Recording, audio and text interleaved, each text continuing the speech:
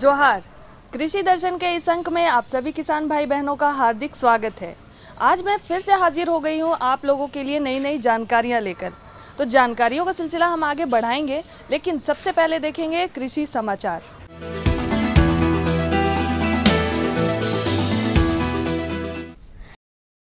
नमस्कार, कृषि समाचार में आपका स्वागत है। मैं हूं अनुश्री। आइए देखते हैं आज कृषि समाचार में क्या है खास। राज्य में चलाई जा रही है कृषि यांत्रिकीकरण प्रोत्साहन योजना। मशरूम के बीज प्रमाणिक संस्थानों से ही खरीदें। निकाई गुड़ाई के लिए उत्तम उपकरण है बिड हो। राज्य के किसान बेहतर कृषि उत्पादन कर लाभान्वित हो सकें, इसके लिए अच्छे से अच्छा कृषि संसाधन मुहैया कराने के दृष्टिकोण से राज्य के विभिन्न जिलों में कृषि एवं गन्ना विकास विभाग और भूमि संरक्षण विभाग द्वारा कृषि यांत्रिकीकरण प्रोत्साहन योजना चलाई जा रही है। राज्य के किसान इस योजना का लाभ ले सकते हैं। कृषि एवं गन्ना विकास विभाग और भूमि संरक्षण विभाग झारखंड द्वारा राज्य के कई जिलों में कृषि यांत्रिकीकरण प्रोत्साहन योजना चला रही है। इस योजना के अंतर्गत जिलों में प्रखंड स्तर पर कृषि उपकरण बैंकों की स्थापना की जा रही है। इस काम के लिए विभाग स्वयं सहायता समूह, उपभोक्ता समूह, कृषक मित्र, लैंप पैक्स, सहकारी समितियां और कृषि विज्ञान केंद्रों जैसी संस्थाओं को जोड़ा जा रहा है। इस योजना के तहत कृषि यंत्रों की खरीदारी भी अनुदान का प्रावधान है। मशरूम उत्पादन आज एक बहुत ही लाभप्रद व्यवसाय साबित हो रहा है। राज्य के किसान मशरूम की खेती कर अच्छा मुनाफा प्राप्त कर सकते हैं, परंतु गुणवत्तापूर्ण और बेहतर उपज के लिए प्रमाणिक स्पॉन यानी बीजों का ही प्रयोग करना चाहिए। इसलिए कृषि विशेषज्ञ उचित जगहों या प्रमाणिक संस्थानों से ही बीज खरीदने की सलाह देते हैं। किसान भाइयों, आपको सलाह दी जाती है कि अगर आप मशरूम की खेती यानी कि खुखरी की खेती करना चाहते हैं तो आप इनका बीज जो है, स्पॉन जो है, उसको प्राप्त करने के लिए आप कृषि विज्ञान केंद्र होली क्रॉस हजारीबाग से भी ले सकते हैं, या फिर रामकिशन मिशन कृषि विज्ञान केंद्र मोराबादी में जो स्थित है वहाँ से ले सकते हैं। आप इसी का बिरसा एग्रीकल्चर यूनिवर्सिटी बिरसा कृषि विज्ञान केंद्र है, वहाँ से भी आप इसका बीज प्राप्त कर सकते हैं। किसान भाइयों, अभी मटर लगाने का उचित समय चल रहा है। इस समय सब्जी मटर लगाकर अच्छा लाभ प्राप्त किया जा सकता है। सब्जी मटर की बेहतर उत्पादन लेने के लिए किसान आजाद मटर और स्वर्ण अमर नामक मटर के उन्नत प्रभेदों की बुआई करें। स्वर्ण अमर और आजाद मटर ये दोनों सब्जी मटर के उन्नत प्रभेदों में प्रमुख हैं और ये झारखंड की मिट्टी एवं जलवायु में अच्छी उपज देने वाली होती है। मध्यकालीन फसल के लिए इनका चुनाव करना चाहिए। इसकी फसल लगभग 60 दिनों में तैयार हो जाती है। वैज्ञानिक विधि द्वारा इसकी खेती कर लगभग 100 से 120 क्विंटल उपज प्राप्त की जा सकती है। सब्जी मटर की खेती के लिए अभी का समय उपयुक्त है। आप के पहली हफ्ता तक मध्यकालीन किस्में लगाए, जैसे आज़ाद मटर है, स्वर्ण अमर है, इसकी खेती कीजिए, आपको 60 दिन में फली आ जाएगा। आज का बेहतर तकनीक मुर्गी पालन से संबंधित है। जाड़े का मौसम चल रहा है, इस समय अंडों के उत्पादन में कमी आ जाती है। इसकी कमी को पूरा करने के लिए मुर्गी पालकों को अपने पाले हुए मुर्गियों के खानपान पर विशेष ध्यान देने की आवश्यकता होती है। इस समय मुर्गियों के आहार में क्या शामिल करें, बता रहे हैं हमारे विशेषज्ञ। हमारे किसान भाई जो मुर्गी पालक हैं, उनको ठंड ऋतु या शरद ऋतु के प्रारंभ में, जब ठंड प्रारंभ हो रहा है, तो मुर्गियों में जो शरीर में या अंडा उत्पादन में जो कमी होती है, तो उस अंडे उत्पादन की कमी को पूरा करने के लिए, शरीर की बढ़ोतरी को पूरा करने के लिए मुर्गियों की विभिन्न प्रकार की दवाएं, जो मिनरल मिक्सचर जो है बाज़ार में अलग अलग नामों से उपलब्ध हैं, तो ये किसान भाइयों को दिया जाना चाहिए। इसके अतिरिक्त मुर्गियों को भी जो संतुलित आहार दिया जाता है, जिसमें मकई का दर्रा, गेहूँ या चावल का चोकर और विभिन्न प्रकार की खल्ली में, जैसे चिनिया बादाम की खल्ली, सरसों की खल्ली, तीसी की खल्ली में भी कोई एक खल्ली, और इसमें खनिज मिश्रण भी मिला के दिया जाना चाहिए।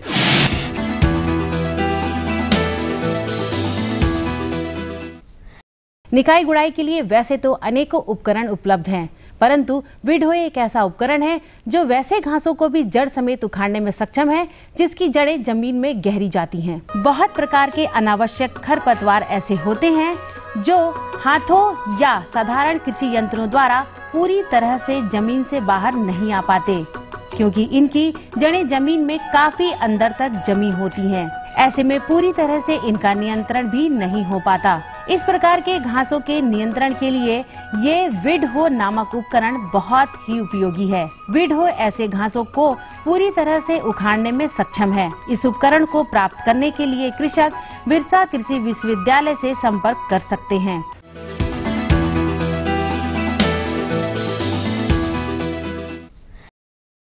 कृषि समाचार में अब बारी है कृषि जगत के एक सफल व्यक्तित्व से मिलने की। तो आइए मिलते हैं सफल किसान से। पहले बाप दादा लोग जो खेती करते थे उसमें खर्चा ज़्यादा होती थी, आमदनी कम होती थी, लेकिन आत्मा से जोड़कर और जो वैज्ञानिक तरीक़ा से खेती झारखंड अलग होकर आत्मा आई है, उस समय से हर चीज़ में कम खर्चा में अच्छा तरीक़ा से धान की खेती हो चाहे और रबी फसल की खेती हो, यही सब बता के किसानों को बहुत लाभदायक हो रही है। सही ढंग से किसान करे तो माने बाहर की पलायन छोड़कर माने एक नौकरी की तरह करे तो 8 घंटा नहीं, मैं तो कहता हूँ 4 घंटा भी जो सुबह और शाम करे तो आराम से दिन में वो 250 से 300 रुपया माने कमाई कर सकता है और अच्छा आमदनी कर सकता है। और अब एक नजर राज्य के कुछ प्रमुख शहरों के मौसम के मिजाज पर। आज राज्य के कुछ प्रमुख शहरों के तापमान इस प्रकार दर्ज किए गए। रांची अधिकतम 23 डिग्री सेल्सियस, न्यूनतम 11 डिग्री सेल्सियस। देवघर अधिकतम 26 डिग्री सेल्सियस, न्यूनतम 11 डिग्री सेल्सियस।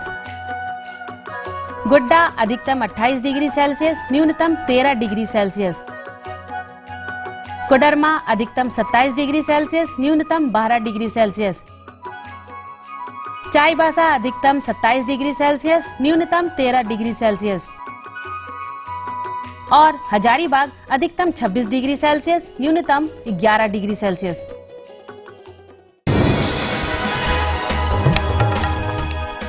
और अब मंडी भाव में आइए नजर डालते हैं अनाजों के भाव पर। राज्य के खाद्यान्न मंडियों में अनाजों के भाव पिछले कुछ समय से लगभग स्थिर हैं।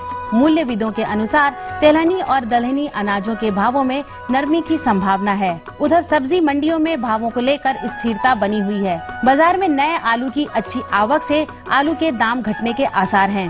वहीं आज भी के कुछ प्रमुख अनाजों के भावों पर नजर डालें तो वे इस प्रकार रही। चावल मोटा न्यूनतम 1400, अधिकतम 2200 रूपए। चावल मध्यम न्यूनतम 2100, अधिकतम 2600 रूपए। गेहूं न्यूनतम 1500, अधिकतम 1700 रूपए। अरहर न्यूनतम 11,300, अधिकतम 12,900 रूपए। दाल मसूर न्यूनतम 6,900, अधिकतम 7,600 रूपए। दाल चना न्यूनतम 5400, अधिकतम 6800 रूपए। सरसों तेल न्यूनतम 9300, अधिकतम 11,200 रूपए। आलू न्यूनतम 600, अधिकतम 1300 रूपए। और प्याज न्यूनतम 2400, अधिकतम 2800 रूपए।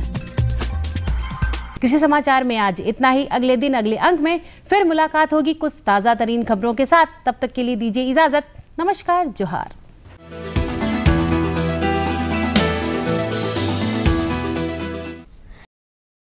कृषि समाचार के अंतर्गत आपने देखा मंडी भाव, जाना मौसम का हाल और कृषि की नई नई तकनीक और उपकरणों की भी जानकारियां ली। तो आगे जानकारी हम बढ़ाएंगे, लेकिन उससे पहले लेंगे एक अल्प विराम।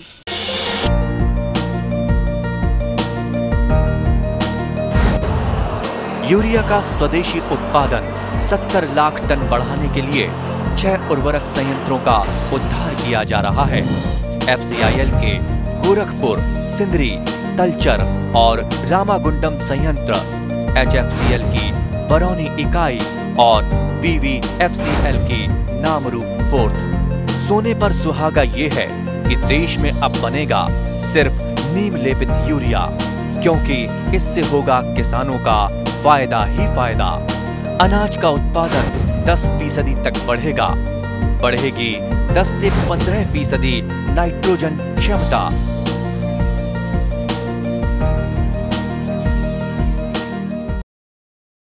विराम के बाद आप सभी का एक बार फिर से स्वागत है। हम सभी जानते हैं कि मशरूम बहुत ही स्वादिष्ट सब्जी होती है और उसमें पौष्टिकता भी बहुत अधिक होती है। तो इसकी खेती तो किसान भाई कर लेते हैं, लेकिन उसकी वैज्ञानिक खेती के बारे में आज हम जानेंगे अपने विशेषज्ञ से। तो चलिए उसकी जानकारी के लिए हम चलते हैं अपने विशेषज्ञ श्रीमती चंचला कुमारी के पास, जिनसे बातचीत करेंगे हमारे सहयोगी संजय कुमार सिंह। झारखंड अलग अलग सब्जी उत्पादन में एक महत्वपूर्ण स्थान रखता है, जिसमें हरी सब्जियां अत्यधिक पैमाने पर उत्पादित की जाती और दूसरे शहरों में निर्यात की जाती है। अगर हम मशरूम की बात करें तो इसकी भी खेती बड़े पैमाने पर किसान अलग अलग जलवायु के अनुसार कम लागत में ज़्यादा से ज़्यादा मुनाफा कमाकर कर सकते हैं। आमतौर पर मशरूम एक प्रकार का फफूंद होता है जो खाने योग्य होता है, जिसे हम खुखड़ी, खुम्भी, फफूंद, गोबर छत्ता इत्यादि के नाम से भी जानते हैं। पूरे भारत में मशरूम की 20 से ज़्यादा प्रजाति की खेती होती है, जिसमें आमतौर पर 12 से 13 प्रजातियों की खेती से अच्छा उत्पादन प्राप्त होता है। इस फफूंद की खेती हम सालों भर अलग अलग प्रजाति का जानकारी रखकर उत्पादन कर सकते हैं। मशरूम की 3 किस्में अत्यधिक प्रचलित हैं, जो झारखंड के परिवेश में अनुकूल है, जिसके खेती में कम समय लगता है और उत्पादन भी हमें जल्द मिल जाता है। किस्मों में प्रमुख हैं ऑयस्टर, बटन और दूधिया मशरूम। ऑयस्टर मशरूम, जिसे डिंगरी मशरूम भी कहते हैं, इसकी आमतौर पर रबी के मौसम में खेती करना फ़ायदेमंद रहता है। यह एक छत्तानुमा फफूंद है जो बहुत ही नाजुक मशरूम की श्रेणी में आता है, जिसकी खेती 1 दिन के मेहनत से और इसका उत्पादन हमें 1 महीने बाद ही मिल जाता है और इसमें प्रोटीन की मात्रा भी अधिक होती है। दूसरा बटन मशरूम, जो कि गोल आकार का बटन जैसा आकार का होता है। इसकी खेती आमतौर पर अक्टूबर से मार्च तक करना लाभदायक होता है। यह फफूंद दूसरे मशरूम से अत्यधिक मजबूत और अधिक उत्पादन देने वाला है। इसकी कीमत भी बाजार में अच्छी मिलती है और यह सबसे ज़्यादा बिक्री वाला मशरूम की प्रजाति में आता है। और तीसरी प्रजाति दूधिया मशरूम है, जो कि अप्रैल से सितंबर माह में खेती करना लाभदायक होता है। यह छातानुमा आकार का होता है और इसकी डंडी बड़ी होती है। इसके खेती में लागत बहुत कम होता है और इसकी उत्पादन क्षमता भी औरों की अपेक्षा ज़्यादा होता है। मशरूम का उत्पादन करते समय हमें बहुत सारी बातों का ध्यान रखना चाहिए, जिसमें मशरूम का कंपोस्ट तैयार करना महत्वपूर्ण है और इसका उत्पादन जिस भी कमरे या खेत में कर रहे हैं वो पूरी तरह से मशरूम के लिए अनुकूलित हो। कृषि अवशेष जैसे धान, मड़ुआ या किसी भी फसल का अवशेष जो कि 2 साल से पुराना ना हो, जिसमें गेहूं की कट्टू आमतौर पर आसानी से उपलब्ध हो जाता है। जैसा कि किसान भाइयों मैं यहाँ पे बताऊंगी, बटन मशरूम की ही एक प्रजाति है, जिसको कि हम जाड़े के दिनों में लगाते हैं। और जाड़े के दिनों में लगाने के लिए मुख्य रूप से हमें ये ध्यान रखना चाहिए कि जब हम उसका कंपोस्ट यानी कि जब उसकी खाद बनाते हैं उसकी शुरुआत करें, क्योंकि जब तक हमारा खाद सही नहीं होगा हमारा फसल बिल्कुल अच्छा हो ही नहीं सकता। तो खाद की शुरुआत करने के लिए सबसे उचित मौसम होता है कि हम उसका सितंबर लास्ट और अक्टूबर फर्स्ट वीक के समय ही उसकी हम खाद की बिजाई कर दें, खाद बनाना शुरू कर दें, कंपोस्टिंग उसका शुरू कर दें। तो इसके लिए क्या है, सबसे पहले आपके पास होना चाहिए कृषि अवशेष, यानी कि आपके पास कृषि का कोई भी अवशेष, चाहे आपके पास गेहूं का हो, चाहे धान का हो, या तो फिर आपका नहीं है तो मक्का, मड़ुआ, जो भी कृषि अवशेष है उसका उपयोग कीजिए। फिर इसका निर्जीवीकरण करना चाहिए। निर्जीवीकरण 2 तरीके से कर सकते हैं, पहला रसायन और दूसरा गर्म पानी से कृषि अवशेष को उपचारित कर। कंपोस्ट में नमी बरकरार रखने के लिए समय समय पर पानी का छिड़काव करते रहना चाहिए। फिर जूट के बोरे से इसे ढक देना चाहिए। फिर 5 दिन के बाद इसकी पलटाई कर देना चाहिए। उसके बाद इसमें प्रत्येक दिन पानी का छिड़काव देते रहना चाहिए। लगभग 20 से 25 दिनों के भीतर इस कंपोस्ट की 4 बार पलटाई करनी चाहिए। तो जब हमारा कंपोस्ट तैयार करने में मुख्य रूप से होता है कि जो भी कृषि अवशेष लिए हैं उसको हम पहले 12 घंटे पानी में भिगा के रखें। भिगाने का ही 2 ही तात्पर्य है। पहला तो ये, एक तो हमारा जो अवशेष है वो थोड़ा नरम हो जाता है क्योंकि उसको गलना रहता है, और दूसरा ये पूरी साफ सफाई हो जाती है, उसमें जो भी जीवाणु, कीटाणु, विषाणु रहते हैं उसकी सफाई हो जाती है। तो ये क्या है, बनाने के लिए एक बार बनाए, आज से 5वें दिन इसको क्या करते हैं, हम उसको खोलते हैं, यानी कि हम सुबह उसको खोले हैं और खोलने के बाद फिर शाम को नमी बराबर देख के फिर उसको ढक देते हैं। कि बहुत बार जब ऐसे के लिए कोई जूट का नहीं, जूट का बोरा लीजिए, क्योंकि उसमें नमी चाहिए रहता है। तो नमी का अगर हम पानी उसमें डालते हैं तो जूट का बोरा सोखता है, और जब पानी जब वो एब्जॉर्ब करता है, सोखता है, तो वो नमी अंदर बना के रखता है। तो हमेशा जूट का बोरा का प्रयोग कीजिए। और वो जो नमी जो उसमें बन गया है, आज हम उसमें, और हर दिन प्रत्येक दिन उसमें पानी का छिड़काव करना है। कभी कभी इसमें गंदगी की वजह से फफूंद भी लगने की शिकायत होती है, तो उससे बचने के लिए रासायनिक दवा वेवेस्टीन का प्रयोग करना फायदेमंद रहता है। जब यह कंपोस्ट पूरी तरह गंध रहित हो जाता है तब यह बीज रोपाई के लिए उपयुक्त माना जाता है। कंपोस्ट को छाया में सुखाने से उसमें पर्याप्त नमी दूर हो जाती है। फिर उसमें 4 इंच तक में बीजों की बुआई कर 10 से 15 दिन तक अंधेरे कमरे में छोड़ देना चाहिए। मशरूम का बढ़वार ठीक से हो उसमें केसिन मिट्टी का प्रयोग करना लाभदायक होता है। कहीं कहीं देखिएगा थोड़ा सा फफूंद टाइप उसमें दिखाई देने लगता है, तो उसके लिए हम वेवेस्टीन जो है फफूंद नाशक जो है उसमें हम 5 से 10 ग्राम इस्तेमाल करते हैं। पानी में घोलिए और पूरे में मिला के उसको वापस ढेर बना दें। तो ये आपका यहाँ पे कंपोस्ट बन गया। कंपोस्ट बनने के बाद किसान भाई एक ज़रूरी बात यहाँ पे ध्यान रखिए, जब हमारा कंपोस्ट बन जाए, पूरी तरह से तैयार हो जाए और वो पहचानने का एक ही तरह वो गंध रहित हो जाता है। जब शुरू में हम बनाते हैं तो उसमें गंध आता है, जब पूरी तरह से कंपोस्ट बन जाता है तो गंध रहित हो जाता है। उसके बाद हम, अगर मेरा कंपोस्ट आज मुझे तैयार करना, खोल के छोड़ देते हैं और उसमें 60 से 70% नमी रहने तक हम उसको छाया में सुखाते हैं। जब सूख गया, भुरभुरा हो गया, आप एक ट्रे लीजिए। अगर आपके पास ट्रे नहीं है तो आप ईंटा का ही दीवार से किनारे करके बना लीजिए और उसमें उसको कंपोस्ट को भरिए। कंपोस्ट 4 इंच तक कंपोस्ट भरिए। उसके बाद आपके पास मशरूम का जो बीज है उसकी आप बिजाई कीजिए। अच्छा। बिजाई करने के बाद उसको अखबार पेपर से उसको ढक दीजिए। अखबार पेपर से ढकने का 2 उद्देश्य होता है यहाँ पे। पहला तो वो अंधेरा बनाएगा, दूसरा वो अगर ज़्यादा नमी है तो उसको सोख लेगा। तो यहाँ पे हम उसका जो बिजाई कर दिए हैं, उसको ढक दिए हैं, 10 से 15 दिन तक हम उसको रहने देते हैं। उसी के बीच हमें बनाना रहता है केसिंग मिट्टी। केसिंग मिट्टी मशरूम, बटन मशरूम के उत्पादन में एक मुख्य स्रोत है। अगर केसिंग हमारा सही बना है तो हमारा उत्पादन सही होगा। केसिंग मिट्टी बनाने के लिए किसान भाई यहाँ से 3 चीज़ की आपको आवश्यकता होती है। पहले थी आपको एक दोमट मिट्टी चाहिए, दूसरी 2 साल पुरानी गोबर चाहिए, और तीसरी उसमें जितना हम बालू और गोबर ले रहे हैं, मिट्टी और गोबर ले रहे हैं, उसी के प्रपोर्शन में आधा हमको बालू चाहिए। बटन मशरूम के बाजारीकरण में कोई समस्या नहीं आती, क्योंकि इस प्रजाति के मशरूम की सेल्फ लाइफ लगभग 8 दिनों की होती है और बाजार में किसानों को इसे बेचने पर अच्छा मुनाफा भी प्राप्त होता है।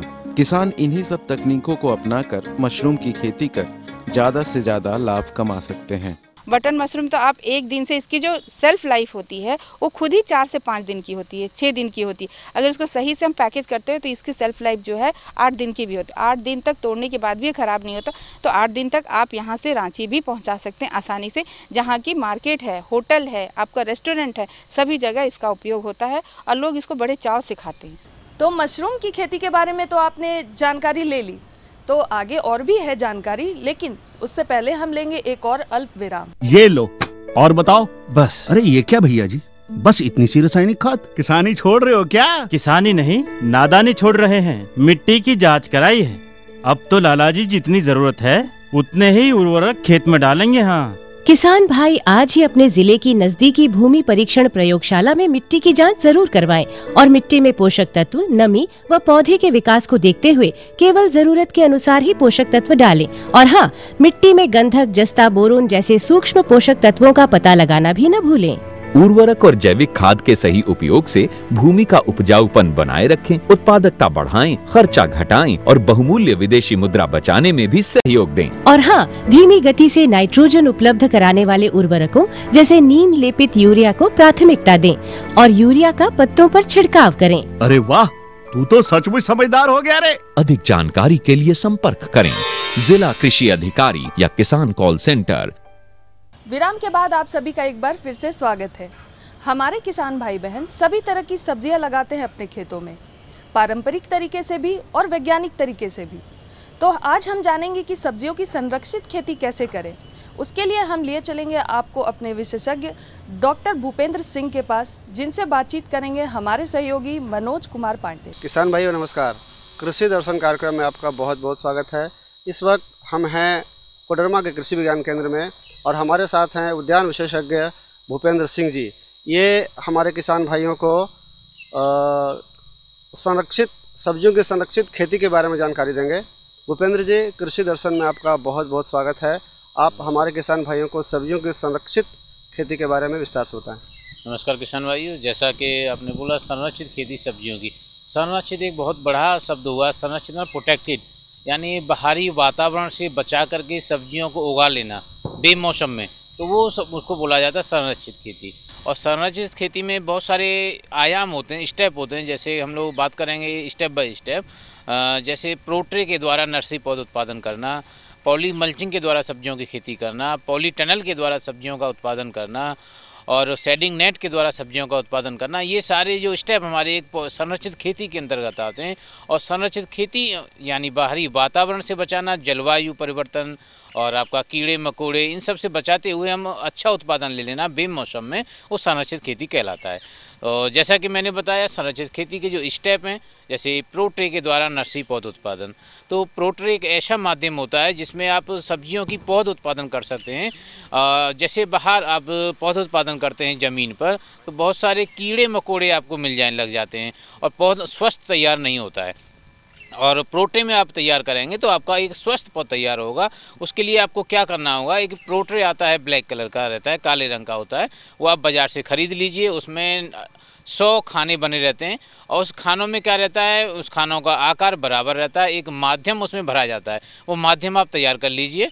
जैसा कि माध्यम की बात करते हैं, माध्यम में गोबर की खाद, पत्ती की खाद और आपका बर्मी कंपोस्ट, इन तीनों को बराबर मात्रा में मिला लीजिए, मिला के उन खानों में भर दीजिए और उसमें एक एक बीज आप डाल दीजिए। आप देखेंगे कि 20 से 25 दिन में आपका पौधा तैयार हो जाएगा। उस पौधे को कंपैरिजन आप ओपन वाले पौधे से करेंगे तो देखेंगे उन पौधे की हाइट काफ़ी अच्छी होगी। वो पौधे जो ज़मीन में लगाएं वो ऊपर नीचे रहेंगे, कोई छोटा कोई बड़ा, जबकि आपका प्रोट्रे में लगाया पौधा एक समान होगा, उनमें फलन एक समान आएगी, जिससे किसान को फ़ायदा ज़्यादा होगा। और हम लोग प्रोट्रे में तैयार करने के लाभ क्या हैं, किसान कहेंगे क्या लाभ होगा उससे। सबसे बड़ा लाभ ये होता है कि जब हम पौधा उस प्रोट्रे से निकाल के ज़मीन में लगाते हैं तो देखेंगे कि हमारा पौधे की जड़ें इतनी मजबूत हो जाती हैं, सारी जड़ें उस मीडिया के साथ आ जाती हैं और उसको हम रोपाई कर देते हैं, तो उसको बाहर से भोजन लेने की ज़रूरत नहीं पड़ती है, हमारा पौधा जिंदा बना रहता है। यानी अब देखते हैं कि जब भी पौधा रोपाई करते हैं तो उसमें 10 से 20% पौधे मर जाते हैं, लेकिन प्रोट्रे का पौधा आपका नहीं मरेगा, क्योंकि वो भोजन साथ में लेके आता है और जब एडजस्ट हो जाता है तो ज़मीन से भोजन लेना शुरू कर देता है। यानी प्रोट्रे के द्वारा जो सब्जी की पौध उत्पादन आप कर रहे हैं वो काफ़ी लाभदायक सिद्ध होगा। दूसरा, आप देखेंगे कि आपका ज़मीन जो है, झारखंड की परिस्थिति में बात करते हैं, एक किसान का ज़मीन 8 हिस्सों में 10 हिस्सों में बटा रहता है और नामुमकिन है कि सब्जी की पौध उत्पादन कहाँ करे वो। तो इससे अच्छा है कि प्रोट्रे लेके अपने घर की छत पे, घर के आंगन में, घर के पास में जब पानी की सुविधा है वहाँ आप पौध तैयार कर लीजिए। जब पौधा तैयार हो जाता है तो जहाँ जहाँ आपका खेत है ले जाके लगा दीजिए, जिससे कि देख रेख करने में काफ़ी सुविधा किसान को होती है। और बाहर लगाएंगे तो जानवर की काफ़ी खतरा बना रहता है और उसकी देख रेख नहीं कर पाते हैं, तो इससे अच्छा है कि प्रोट्रे में आप पौधे तैयार कीजिए और स्वस्थ पौधे तैयार कीजिए और उसको आप ले जाइए रोपाई के समय में खेत में लगा दीजिए। ये प्रोट्रे का मुख्य लाभ हुआ। ये तो वो बात हुई प्रोट्रे के बारे में। दूसरी बात हम कर रहे थे संरक्षित खेती में 4 आयाम की।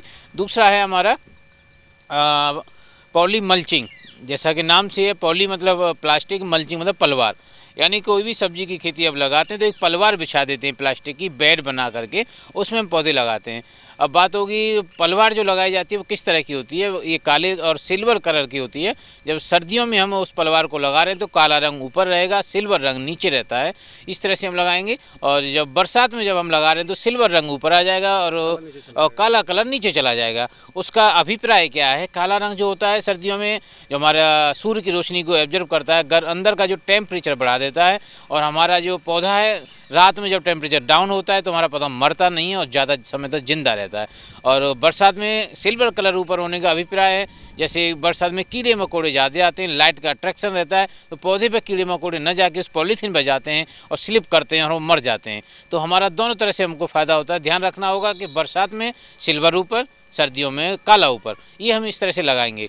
और ये लगाने के बाद दूसरा इससे लाभ होगा, जब पौधा हम लगा देते हैं आप देखेंगे कि हमारे झारखंड में पानी की बड़ी कमी रहती है और सिंचाई की सुविधा पर्याप्त नहीं है। एक बार पानी दे देते हैं तो हर दूसरे तीसरे दिन फिर पानी सूख जाता है, फिर पानी देना होता है।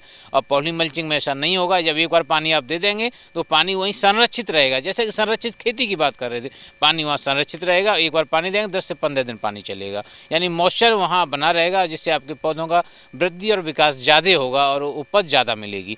तो मेरा किसानों से अनुरोध रहेगा कि पॉली मल्चिंग जो लगाते हैं वो 25 से 30 माइक्रोन मोटी रहना चाहिए और ज़्यादा मोटी पॉलीथीन नहीं लगाएं। ये आपका पॉली मल्चिंग की बात हुई। तीसरी जब हम बात कर रहे हैं पॉली टनल, जैसा कि पॉली टनल दो नाम से बना हुआ है। Poly means plastic, tunnel means सुरंग। जैसा कभी आप ट्रेन में सफ़र करते हैं तो आप देखते होंगे कि हमारी ट्रेन सुरंग से निकल रही होती है, उसी तरह की एक सुरंग नुमा हम पॉली टनल बना लेते हैं। उससे क्या होता है कि जब बाहरी का जो टेम्परेचर जब सर्दियों में डाउन होता है, हम देखते हैं कि हमारे पौधे वृद्धि नहीं कर रहे होते हैं, क्योंकि उनके अंदर का जो ज़मीन का टेम्परेचर है वो डाउन हो जाता है और वृद्धि और विकास रुक जाता है। तो ऐसे ही क्या होगा, जब हम पॉली टनल में पौधे लगाएंगे तो उनका वृद्धि विकास समान रूप से होगा, क्योंकि अंदर का तापक्रम बाहर के तापक्रम की अपेक्षा 15 से 20 डिग्री सेल्सियस बढ़ जाता है। बाहर आप देखेंगे आपका 10 से 15 डिग्री सेल्सियस टेम्परेचर है, तो अंदर आपका 30 से 35 हो जाता है। तो हमारा पौधों के लिए अनुकूलन टेम्परेचर जो चाहिए हमको 25 से 35 डिग्री सेल्सियस चाहिए, जो कि वहाँ पॉली टनल में उनको मिल जाता है। तो ऐसी परिस्थितियों में जब ठंडा ज़्यादा होता है, जैसे आपको गोभी वर्गीय सब्जी लगानी है या आपको करेला ये कद्दू वर्गीय सब्जी लगानी है, तो ये सब आप उसमें तैयार कर सकते हैं। इससे किसानों को अगेती सब्जी बाज़ार में ला सकते हैं, उसका अधिक मुनाफा आप किसान भाई कमा सकते हैं पॉली टनल लगा करके। तो मेरा किसान भाइयों से अनुरोध होगा, जब पॉली टनल लगाएं तो कुछ 2-3 चीज़ों का विशेष ध्यान रखें। एक तो जो पॉली टनल में पॉलीथीन लगा रहे हैं वो ट्रांसपेरेंट होनी चाहिए, जैसा कि मैं पॉली मल्चिंग में बताया सिल्वर ब्लैक, और इसमें क्या होगा ट्रांसपेरेंट आर पार देखने वाली, यानी सूर्य की रोशनी आएगी तो ऊपर से आके अंदर पॉली टनल में चली जानी चाहिए, पारदर्शी होनी चाहिए, और उसकी मोटाई जो रहनी चाहिए हमारी 80 से 100 माइक्रोन मोटी होनी चाहिए। ये 2 चीज़ों का विशेष ध्यान रखें। और पॉली टनल बांस का स्ट्रक्चर बना लीजिए, जो अपने झारखंड में बड़े आसानी से बांस मिल जाते हैं, उसमें आप पौधे लगाइए। तो सर्दियों में जितना सर्दी ज़्यादा होगी तो आपका पौधा सुरक्षित बना रहेगा और अगेती फसल आपको मिल जाएगी, जिससे आपको ज़्यादा मुनाफा होगा। इसमें चौथा स्टेप और था, जैसे कि हम बात कर रहे थे शेडिंग नेट। शेडिंग नेट होता है, जैसे गर्मियों में अगर आपको खेती करना है, बहुत गर्मी हो जाती है, जैसे जून का महीना, मई का महीना देखते हैं 45-50 डिग्री सेल्सियस टेम्परेचर हो रहा है, कोई भी सब्जी हम नहीं लगा पा रहे हैं, इतना पानी चाहिए, हर दूसरे दिन पानी देना है।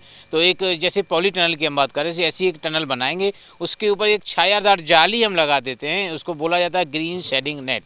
और ग्रीन शेडिंग नेट हरे कलर का रहता है, ये आप खरीद लीजिए। इसमें कई तरह के आते हैं। सब्जियों के लिए हम 70% ग्रीन शेडिंग नेट का प्रयोग करते हैं। 70% से अभिप्राय है कि जो धूप आती है वो 70% जो है वहाँ रोक लेता है धूप को, 30% अंदर जाने देता है, जिससे क्या होता है हमारा अंदर का वातावरण छायामय बना रहता है और उसमें पत्तीदार सब्जियाँ आप बड़े आसानी से ग्रो कर सकते हैं। और जैसा कि अभी आपका प्रश्न था कि कीट और रोगों के बारे में बताएं, तो सब्जियों की खेती में देखते हैं कि जो हम संरक्षित खेती की बात करते हैं, इसमें कीट और रोग बहुत कम लगता है।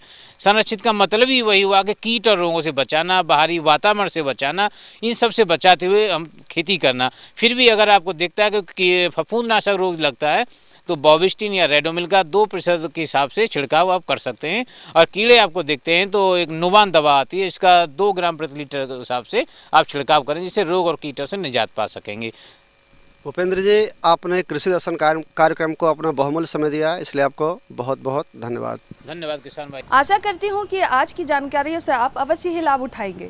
तो अगले अंक में हम और भी जानकारियाँ लेकर आएंगे, लेकिन उससे पहले आप हमारा पता लिख लें। हमारा पता है कार्यक्रम कृषि दर्शन, कृषि प्रकोष्ठ द्वारा केंद्र निदेशक, दूरदर्शन केंद्र, रातू रोड, रांची, और हमारी पिन संख्या है 834001। तो इसी के साथ हमें दीजिए इजाज़त। जोहार।